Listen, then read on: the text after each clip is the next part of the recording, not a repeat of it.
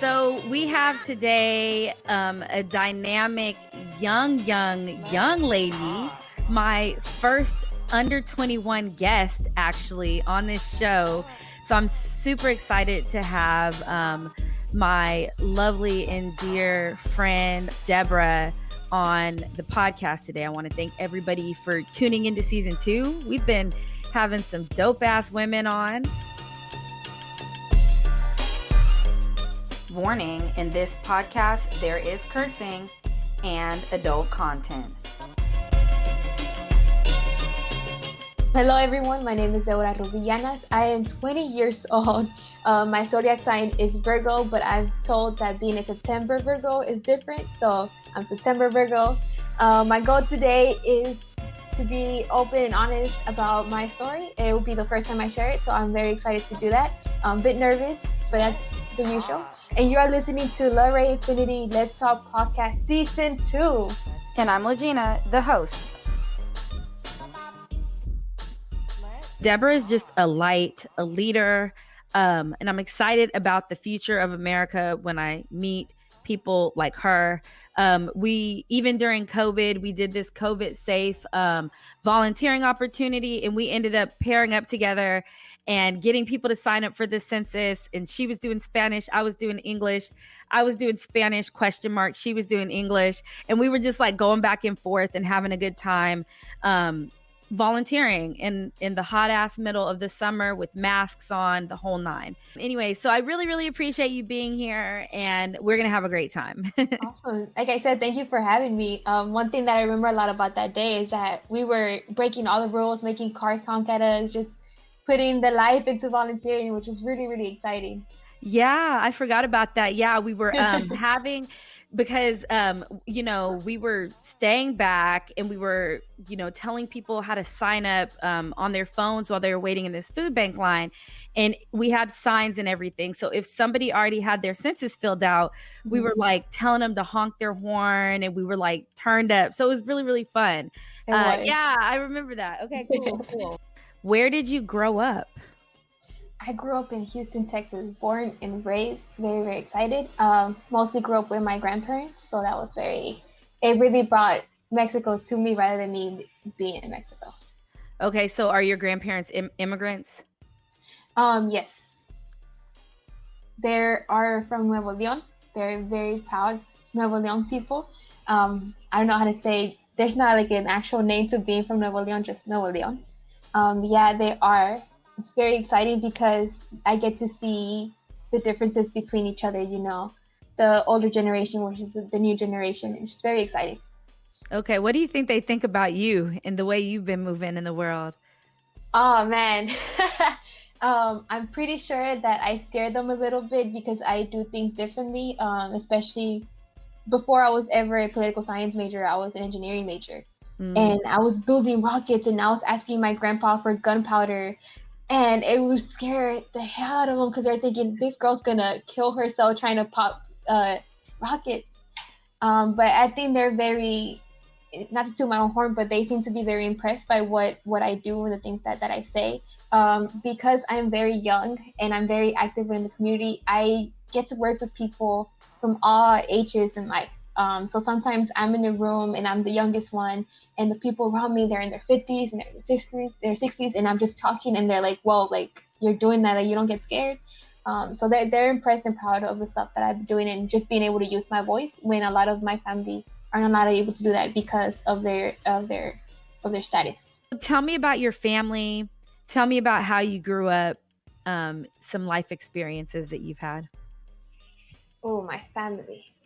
I grew up very happily. I am proud to say that I have both my parents. They are very hardworking people. My mom did have me at a young age. She was 17 when she found out she was pregnant, 18 when she married my dad, and she had me. So she was still in high school when I was with her. My dad was brand new to the United States. He had just crossed over, and he was working a construction job. But as many of you know, being a construction worker without being a resident or being a citizen in the United States, you get paid very little. So my mom had to go ahead and finish her studies. So she finished high school when I was about 1 year old, and then she went into not medical school. She went into an institution to become a medical assistant. And while she had to go to school and wake up early, I was staying a lot of time with my grandparents. What's something that's really quirky about you?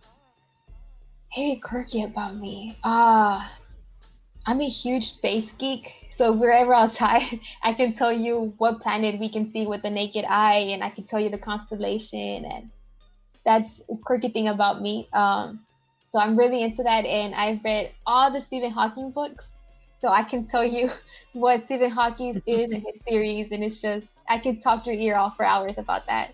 Okay, so your love of space, does it go into like sci-fi and A like, lot. okay, so Star Trek? No, actually, a Oh lot of my people ask gosh. me that. Oh girl. I don't like Star Wars or Star Trek. It's interesting. Two opposite ends of the spectrum. I know, which I get told a lot, but I don't like either one of them. I'm just like, nah, it's not my thing. Growing up, because I grew up with my grandparents, a lot of the cartoons that I watched were in Spanish. So and then my dad's age, because my dad's a little older than my mom. Again, all the cartoons that I watched were in Spanish.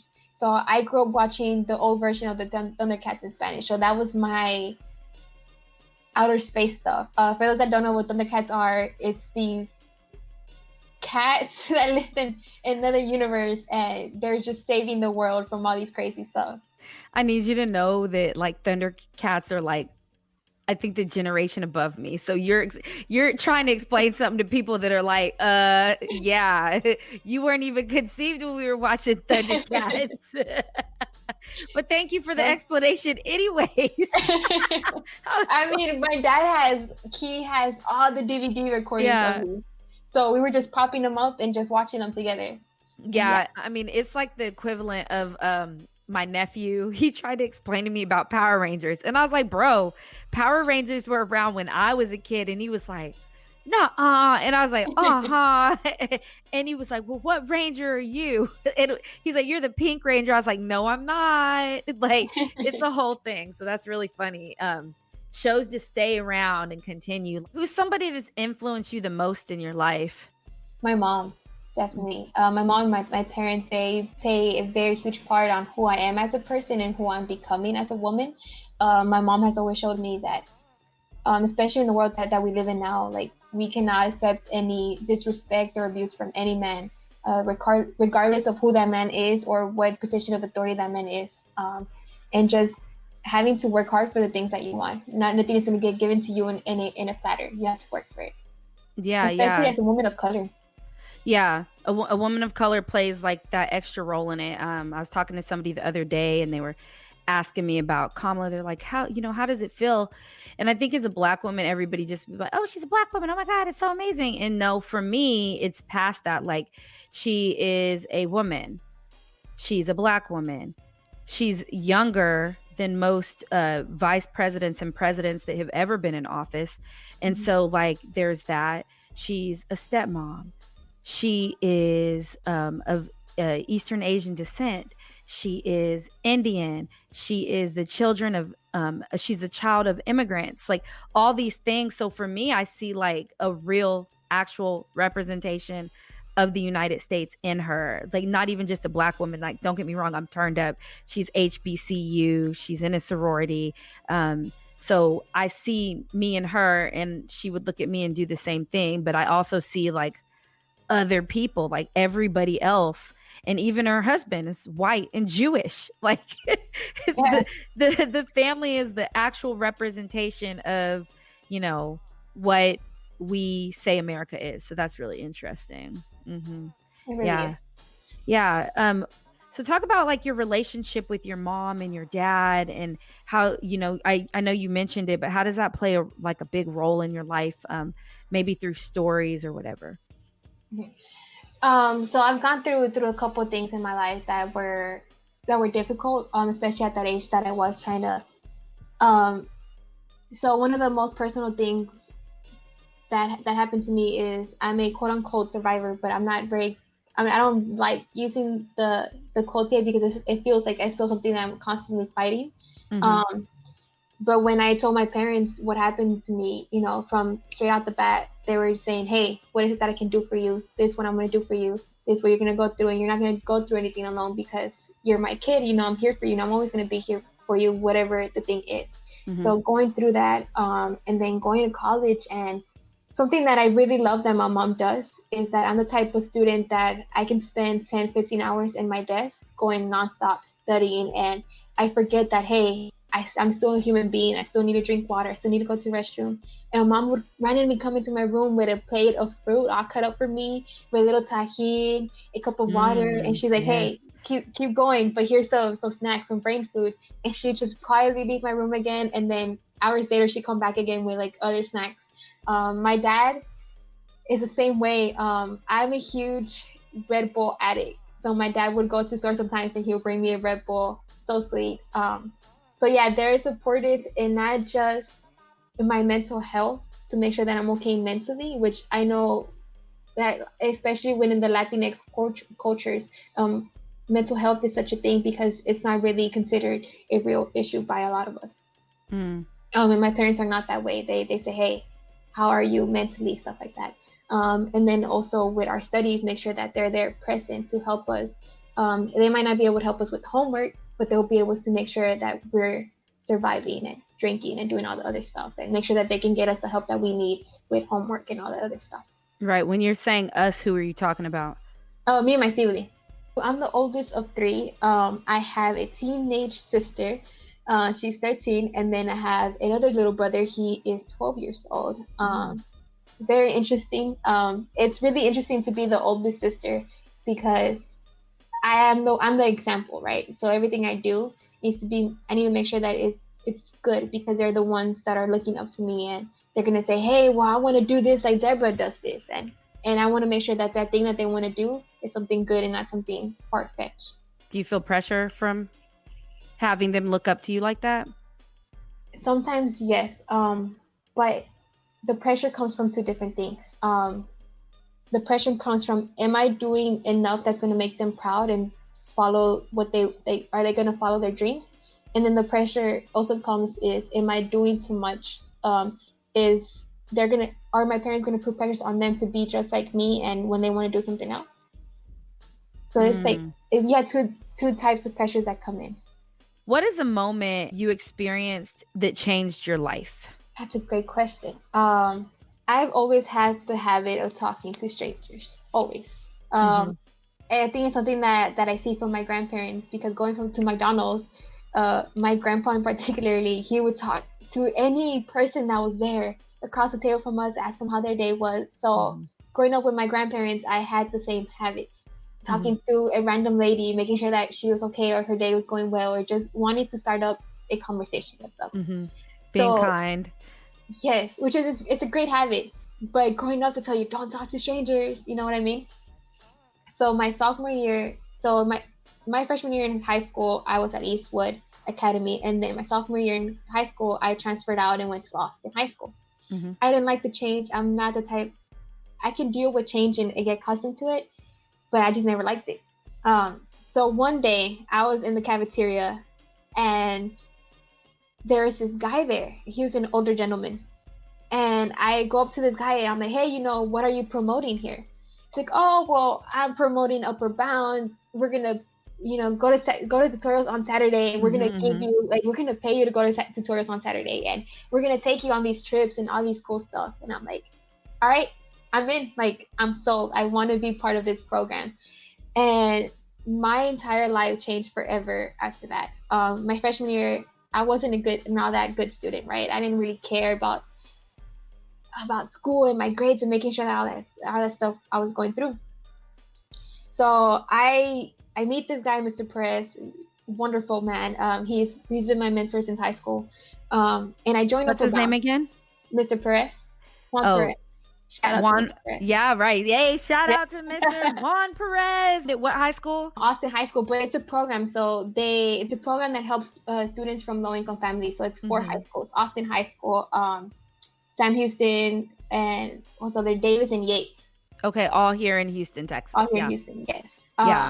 So I joined Upper Bound. I met Miss Howard. I met Miss Teresa, Miss Alicia, who Miss Teresa and Miss Alicia are a huge part of my life now. I text them on the daily. If there's anything happy that happens, anything sad, they're like one of the first people that I go to. Like, hey, I have this going on. What can I do? Their Upper Bound has become my family that I was able to choose for myself. That was really great. So I joined Upper Bound and I become this quote unquote excellent student. I learned about leadership. That's where I was able to actually become the leader that I am now, and being more focused on goals and how to accomplish goals, and just them being there as mentors and leading me to where I need to be. So that was where my leadership skills were expanded, and I was able to learn more about school, but not just school, but life in general, you know, because they were there for my academics, but mostly there for the long-term goal. It was I've never regretted that day. It really changed my life for the better. At that point, I was traveling to. So my parents took us to Florida for a trip, right? But that was it was Florida and Mexico, the only place that I knew. But with Upper Bound, I started to get to know more about the United States. I was in New Mexico, I was in Tennessee, I was in California, and I got to do all these things for free, which was so mind-blowing because, again, I come from a family of low income. So traveling at such a young age and going to visiting all these new universities I never even heard of before was such eye-opening, and really made me see, like, hey, college is an option, and you don't have to stay in Houston. You can go anywhere you want. You just have to work for it. Yeah. It was wonderful. Yeah. Okay. Yeah, that's some good stuff. I love hearing that. Do you have a random joke? A random joke. Okay. I have so many, but you just put me on the spot. That's a good question. Random joke. Oh, how does a baby penguin make his house? How does a baby penguin make his Or a house? penguin. Penguin. I don't know. It glues it together. With the igloo? No. I'm sorry. I'm horrible at jokes. Okay, well then I'll tell you mine because it's just as bad. Okay, shoot. And granted, I've had this joke since like junior high, and people still don't guess it. So, what do you call a cow with no legs? Ground beef. Have you heard this joke? Yes. Okay, whatever. I'm sorry. Yeah, no, whatever. It's cool. Anyways. It's so funny though. No, it's fine. No, it's fine. Okay, what do you call a cow with 3 legs? A cow with 3 legs? I have no idea. Yes. Nobody ever gets both of them. Ha. Okay. Lean beef. Oh. That's a good one. See, you got me there. It's a good one. Okay. What has been the biggest challenge for you in your young adult life? And since you're currently in your young adult life, like, I guess this is a very accurate question. So the biggest challenge that I've had, this was fairly recent because of all the work that I've done here in Houston. I'm very well connected. I know people within all these different offices and all these different organizations. So recently I got into a fellowship with the Work Elections Fellowship. So I was recruiting poll workers, and I was able to recruit so many poll workers here in Harris County. But then when we sent too many poll workers for Harris County, we had to start recruiting at other counties. So my regional coordinator tells me, hey, you're going to start doing poll worker recruitment at Webb County. I had no idea what Webb County was. I don't know where it was, what part of Texas that even is. Turns out it's in Laredo. And I had to do outreach for those 2 universities. So it was Texas A&M International and Laredo College. I had no idea. In Laredo? Yes. Really? That's cool. Yeah. It was really cool, but it was challenging because I had no connections there. Here I had connections because of the things that I do at HEC, you know, and because I was part of the Mayor Student Leadership Alliance here in Houston from the mayor's office. So I know people from all these different universities here in the Houston area and surrounding areas. But in Laredo, I'm like, I have nobody there. So he purposely gave me this challenge to expand my connections. So I'm doing outreach on poll recruiters over there, and I had no idea how to do it. So at one point, I had to message everyone from their directory online. So that was over 200 emails. And I was just sending them. And then I was stuck because my challenge was, how do I galvanize with students from a college where I have no connections at, from colleges that people don't know who I am. Here in Houston, they know who I am. So over there, what can I do to make them or give them opportunity to become board workers? So having to do that was extremely challenging because, again, I had no connections there. And then it's a little difficult to galvanize students to participate in elections because many are, how can I say that? Many don't really, it's not that they don't care. It's just like, hey, whatever happens, happens. And it's not, it's a form of not caring. Yeah. And it's a form of like choice ignorance, but I can't say that at some point in life, everybody has not been there. Is that fair? Yes, that's exactly what I'm trying to say. It's just difficult to galvanize with young people about being actively participating in elections, and not just the federal ones, but local and statewide. Yeah. So having to galvanize with people that didn't know who I was, that was difficult, and that was one of my biggest challenges recently. Yeah, I don't remember the Obama one. I was a little kid, but for this one, I was with my mom when they announced it. We're super excited because, again, it's a woman who just took the title of vice president. It was very exciting. Would you rather be crazy rich or deeply in love? Both. I'd rather be both. I mean, if I could have both, why not have both? But if I had to pick either one, it would be crazy in love. Because, I mean, money's not going to buy me love, and I can be crazy in love with maybe my significant other, or crazy in love with a passion, or crazy in love with my family, and that overpowers anything money can get me. Okay, you better go deep with it. Yeah, that's interesting. If you could see the end of this love that you pick, and it's with a partner, and the love ended badly, would you still pick love over money? I would still pick love over money. Because I'm the type of person that doesn't think that one soulmate, and so I think there's soulmates, right? But we're not just gonna get one great love. There's gonna be many others, especially in a world where about 7 billion people live in. Okay, dropping facts. 7 billion people. Google it, because I have no idea, y'all. Do you consider yourself sexually enlightened? Sexually enlightened. Well, sex overall is seen as a very taboo subject, right? But I'm very open about sex and with the things that I'm into, and my sexuality overall, whether I like women, whether I like men, that type of stuff. I'm very open about that. So if I feel sexually enlightened, I would like to say yes. If I think what that question means. So why do you consider sex a taboo subject? Because correct that. I don't think sex is a taboo subject. I feel like society makes it a taboo subject, where they, especially for women, they're like, oh, well, you shouldn't be talking about that. It sounds a little dirty coming from your mouth, or it's just not something women should talk about. Leave it up to the men and their locker room talk, according to news outlets and all that crazy stuff. And that's why it's like, sex to me is not a taboo subject. It's something that I speak very openly about, and I make a lot of jokes about, especially with my mom and my family, which people tend to think that is weird, that I talk about certain stuff with my parents and my grandma and my aunts, because they're like, I would never say that to my grandma, or I would never say that to my aunt. I'm like, why not? It's just sex. It's not a big deal. Yeah. Am I sexually enlightened? I think so. Yeah. It's funny because when you asked me that question, I wasn't sure if we're talking about, do I know stuff about sex, like sex toys and all that stuff. And I'm thinking, well, am I sexually enlightened in that way? Well, I mean, that's a way to go, because like sex toys are part of sexually enlightened, but it's just like, do you love history? Okay, well, history has a lot of shit in it. History was, made a week ago. But or we're talking about like the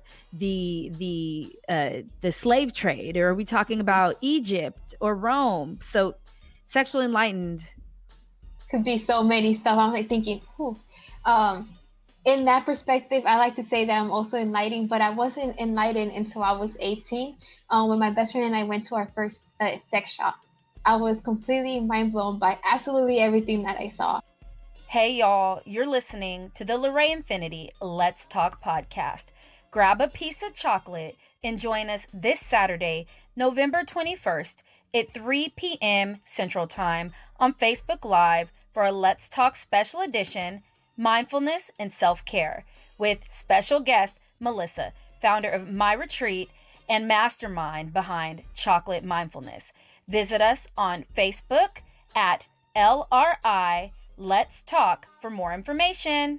So what's been one of your biggest accomplishments thus far?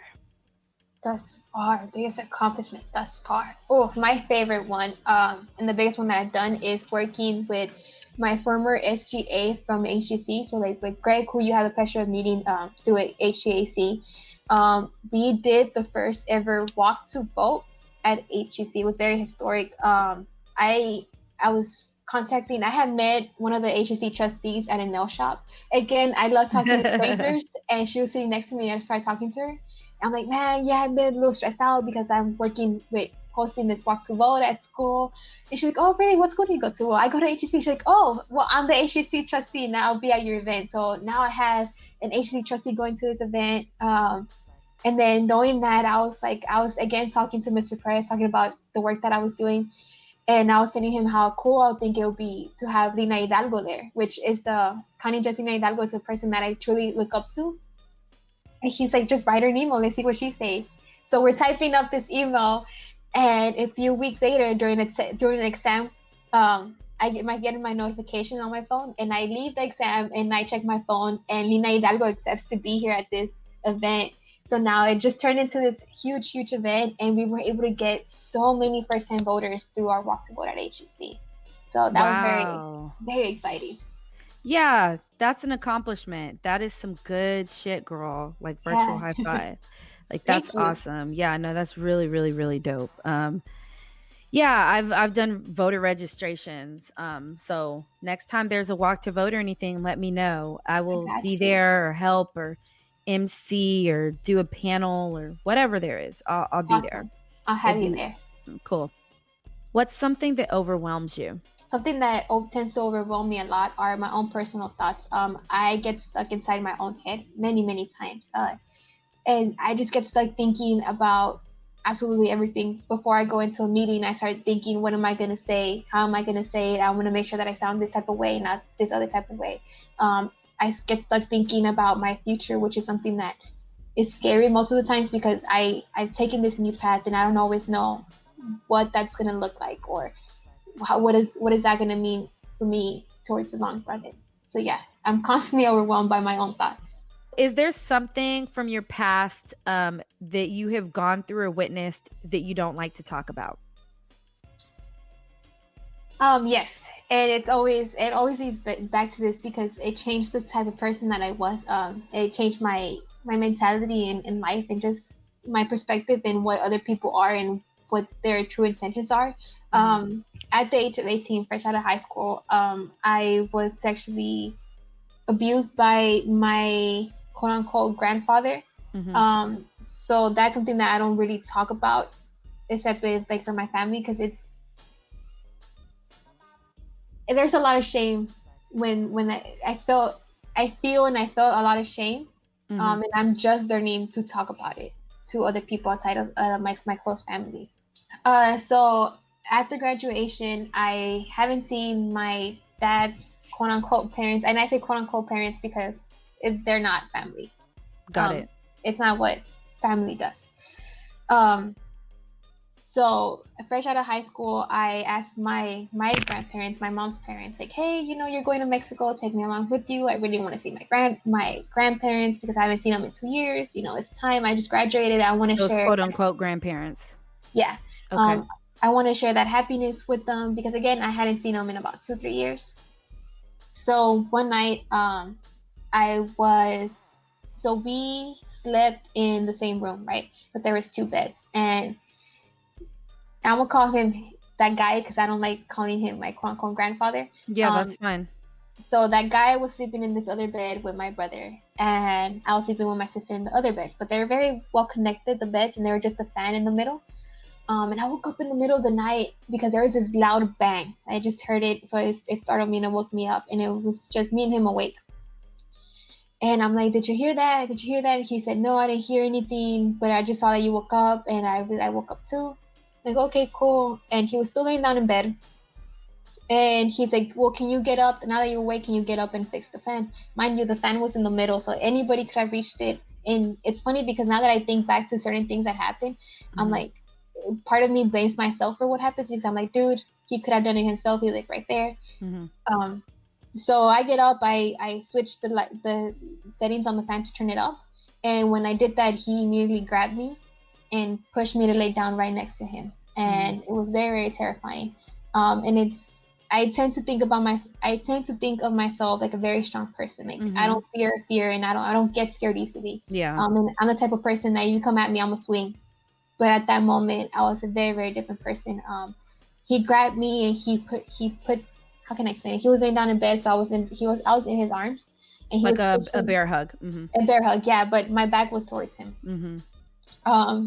He was just kissing all up on me, and I remember I kept wanting to fight it, but I couldn't fight against him. I couldn't fight it because I was just very, very scared. Something happened in me that was trying to like, oh, push him off. I pushed him off and I went into the other bed, and he just stayed there. He was like, I remember him telling me like, "Hey, make sure that this stays between us. This was a very special hug," which was crazy thinking that he said that to me, talking to me like I was a little kid, because I was 18. I was already not a grown person, but I was legally still an adult-ish. Yeah. Yeah. And he told me, "Yeah, don't tell nobody it's a special hug. If you say anything, I'm gonna hurt you." And that was the scariest part. And because my brother was in that bed with him, I wasn't comfortable sleeping that night. So I stayed up through the entire night. And all of this happened in Mexico. So he got up to go to the restroom in the middle of the night again. And when he went to the restroom, I took advantage of that, and I took my brother off of that bed, and I put him with my sister and my sister and I. So that happened. He was asking me. He got closer to me that same night, and he was like, "Why is your brother here?" And I'm like, "Oh, he just wanted to sleep with me." And I was crying through the night. He went back to sleep in the other bed, and then the next morning, I didn't. I'm the oldest, so I had to protect my siblings at all times. I don't care from who or from what. So I didn't leave him alone by any second with that guy again.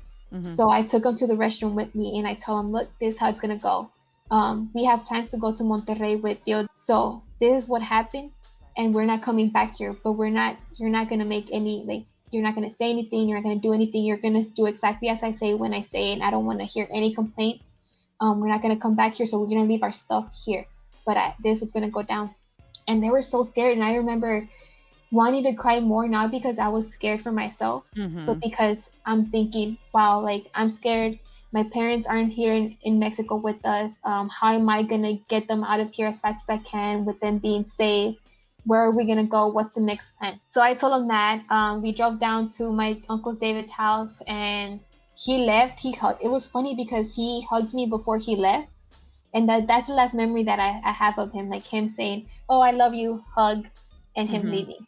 And then I was because my cell phone doesn't work in Mexico, I had to call my parents through Messenger app because I finally was able to connect to Wi-Fi. And I kept calling my mom, she didn't answer. I called her and she answered. And I'm like, "Look, this happened." And I was so scared to tell her what happened because again, I had a lot of shame. I was like, I was embarrassed. I was like, part of me through even to now, I still feel like there's little fault in me that happened. Right. And I told her, "Look, he did this." And my mom was like, "Okay," hanged up. And within the next day, she was there. She was like, "We're leaving." Legally, my parents did try to do something. Because Nuevo León, there's a lot of little pueblitos, so a lot of little towns, right? Yeah. I stayed in Treviño for that. That's where my grandparents were, and my grandparents were in Treviño. There too, but I didn't stay at their house because my grandpa was already sick by the time that happened. So legally we did try to do something. Well, I didn't. I was too scared to go back to Agualeguas. But my mom and my dad went to go to that, how do they call it? There's an alcalde, so they have like a little mayor in those towns. and they tried to report it and all that stuff, but because I wasn't there and I was already at the adult age and I'm not the one doing the reporting myself, they weren't able to do anything further. And by the time my parents went to the actual house where that happened, he wasn't there anymore. And we left. Thankfully, I have never seen them again. I don't plan on seeing either one of them again. And I haven't been to Mexico since, which is weird considering the situation that we are in, because my grandpa, he's buried over there. So part of me wants to go over there and go see my grandpa, but I can't do that because part of me is still scared of the other guy still being around. And yeah, so that's the thing that I have a lot of struggles talking to. So I get a little shaky when I talk about it because all these memories just flash back on. What's something that you do really good that embarrasses you? Something that I do very good that embarrasses me. Yeah. I'm actually very good at cussing too. I've been doing it for the longest. Can't help it. Fun fact, they say that people that cuss a lot, they're just very honest people, and we're very open about the way that we speak. Something that I'm very good at is that I know a lot of sayings, a lot of old Mexican sayings. And I just get a little shy sometimes because I just blur them out of nowhere, and then people are like, "What are you talking about? What does that even mean?" So sometimes okay, what are some of them? What are some of them? Oh yeah, my favorite one that I tend to say a lot, especially when I'm doing stuff and working, is "a lo que te truje chencha." The saying that basically says, "Get to it, get to work." It's a whole story behind it, but allegedly it was this lady that never wanted to get to work. So everyone kept telling her, "A lo que te truje chencha," like get to it, like get to work. Al mal paso hay que darle prisa. So when something that makes you nervous, so let's say something that makes you nervous and you're like wary about it, basically says hurry up and finish it, so you don't have to worry about it. I have a lot. Es mole de olla. So mole is a very famous Mexican authentic plate. They have it at parties and all that stuff. So yeah, when someone says good as shit. Let's talk about mole real quick, because we have listeners in South Africa and shit, and other countries, and so when we're talking about mole, we're talking about chocolate, y'all. And you think America's fat? That came from Mexico. This is the reason why America's fat, is because they take every fat thing from every country every American has ever immigrated from, and they bring it here, and then they put butter. They add butter. That's why America's fat, okay? Yes, it's funny when people say it's chocolate, because if you think about it, you're like, ew, like chicken and chocolate, but it's delicious. Gross. Yes, but it's delicious. My mom makes it very, very spicy. So it's like sweet and spicy together. It's chocolate and chicken. Yeah. Chocolate chicken. Whatever. It's chocolate and chicken. So if you could control the moment that you pass, what would you say? To the people that were around me when I die? Yeah, sure. Oh, that's a good question. I haven't really thought about it. Have you ever seen Grey's Anatomy? Yeah. Yeah, okay. So I'm a huge Grey's Anatomy fan. It's my favorite show. And I don't know if you got to the part where Mark died and he tells Avery. I said I've seen it. I did not say I'm into it like you're about to. Don't talk to me like I know. Like this isn't God. Cool. This isn't God. Okay. So there's one episode, there is this character named Mark Sloan, and he died a couple of days after, a week or so after getting the plane crash. Grey's Anatomy is crazy. All crazy stuff happened. And anyways, he tells one of his mentees, like, hey, if you love someone, you have to tell them. And you have to shout it from the rooftops, even if you're scared from saying it, you have to say it. I would probably say something along those lines too, because I've learned, even recently, I've learned how precious time is, and now 1 second is promised. Like our tomorrow is not promised. Mm-hmm. So I would tell them, hey, tell the people that you love them, and just live life to the fullest, because you might not be here tomorrow. You might not be able to tell your boyfriend or your girlfriend or your mom or your dad that you love them tomorrow. So do it constantly and every day, because there is no tomorrow. Yeah, that's what I'll say. Normalize telling people around you that you love them. Mm-hmm. You just normalize it. It has to be easy. It has to be really easy. Deborah, what's something that you like about yourself? I'm very passionate about things. Everything that I've ever done in my life, I've always done it with passion and with with kindness and love for whatever it is that I'm doing. So being able to be very passionate, that is one of the things that I really, really love about myself. Okay. Where do your passions lie? You were talking about the stars and Grey's Anatomy. Is that are those the directions of your passions? Yeah, actually I think so. Well, back then I would tell you, man, we're gonna get people to Mars. That's my passion. But if you ask me, this Deborah right now, my passion is just helping people in every way that I can.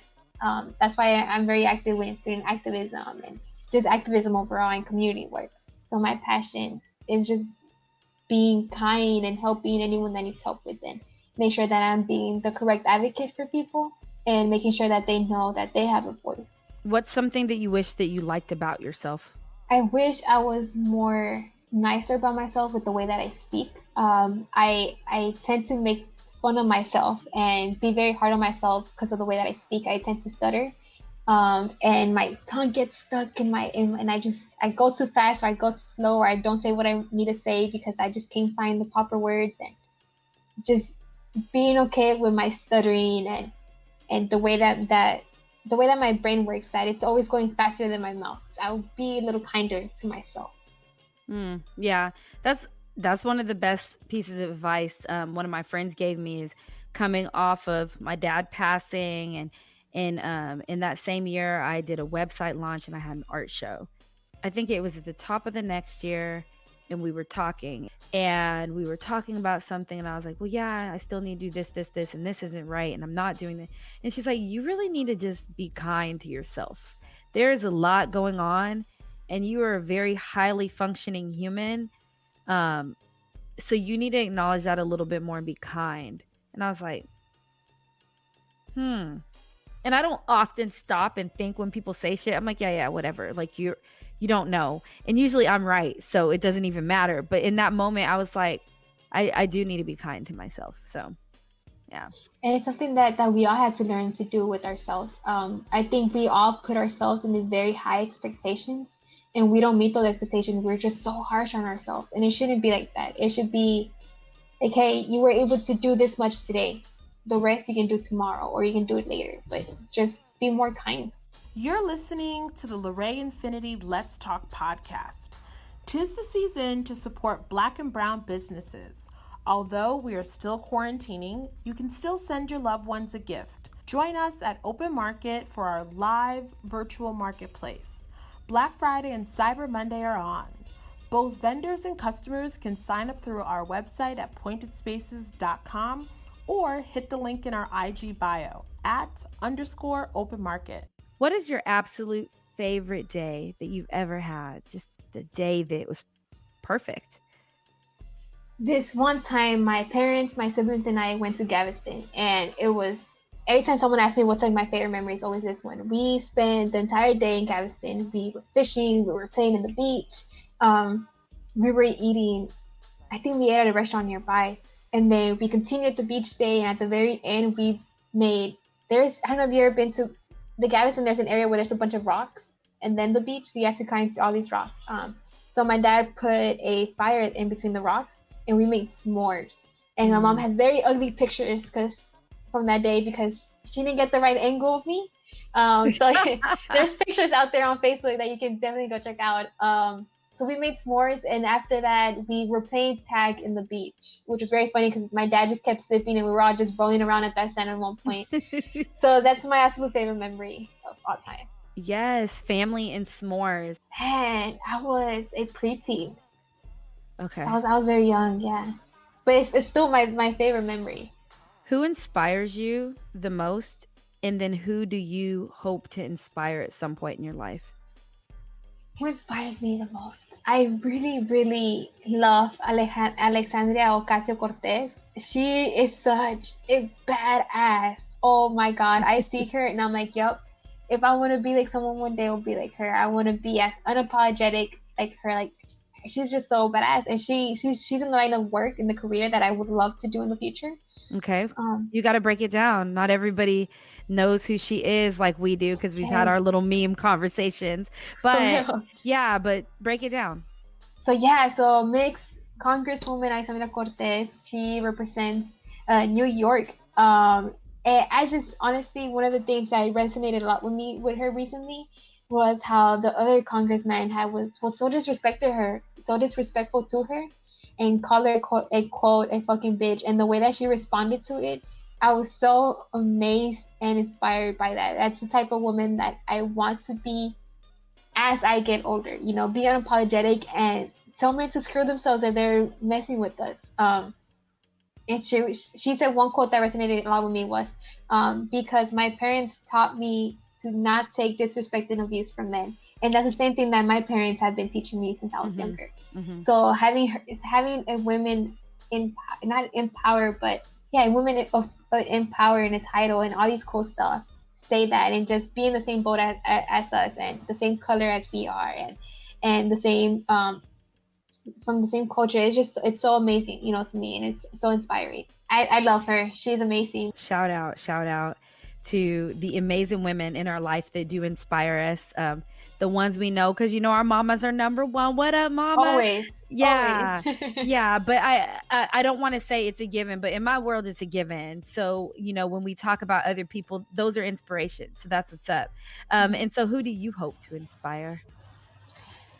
The generations that come after me, you know, people that are younger than me, that are in the same process of going from high school to college, and using their voices and saying, hey, what can we do to make this a better world for our kids and our families and for ourselves. I hope to inspire people like me, people that are just wanting to help, and people that are in new journeys all the time.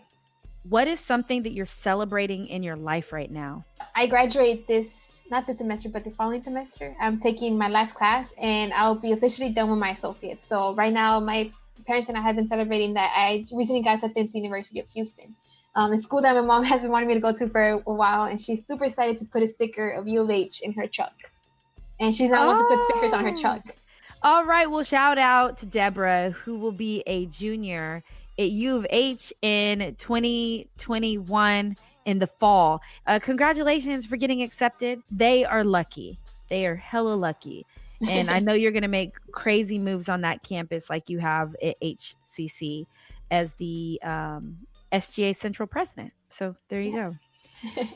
All right, everybody. I really, really hope that you enjoyed this episode. I mean, we went deep. We kept it funny and laughing. And, you know, we dropped some gems. So I hope you were picking them up.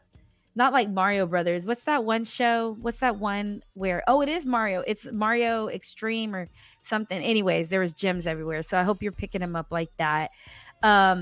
Deborah, thank you so much for being on the show. Before we leave, is there anything else that you want to share or any final thoughts that you may have?